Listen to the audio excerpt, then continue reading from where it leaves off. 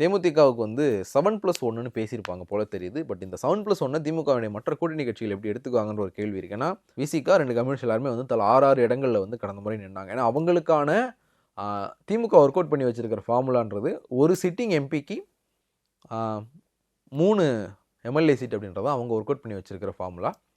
அந்த அடிப்படையில் தான் விசிகாவுக்கு 6, இந்திய கம்யூனிஸ்ட்டுக்கு 6, மார்க்சிஸ்ட் கம்யூனிஸ்ட்டுக்கு வந்து 6 கொடுத்தாங்க. காங்கிரஸுக்கு கடந்த முறை வந்து 8 சிட்டிங் எம்பிக்கள் தமிழ்நாட்டில் இருந்தாங்க. அதனால தான் 24 அதில் +1 போட்டு 25 கொடுத்தாங்க. இந்த முறை அதே ஃபார்முலா அடிப்படையில் தான் 9 சிட்டிங் எம்பிக்கள் இருக்கிறனால 27, அதில் வந்து 28 இடங்களும் ஒரு ராஜ்யசபாவும். கடைசியாக வந்து திமுகவினுடைய ஆஃபர் வந்து 30+1 வந்து காங்கிரஸுக்கு இருந்தது.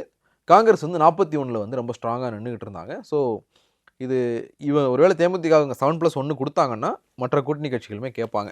எம்பியே இல்லாதவங்களுக்கு வந்து எந்த அடிப்படையில் 7 கொடுத்தீங்க அப்படிங்கிற ஒரு கேள்வி எழும். ஸோ மக்கள் நீதி மையம் இருக்குது. திமுகவுக்கு வந்து இந்த February 22 ஆரம்பிக்க போகிற அந்த அதிகாரப்பூர்வமாக ஆரம்பிக்க போகிற அந்த பேச்சுவார்த்தை ரொம்ப பெரிய சவாலாக தான் இருக்க போகுது.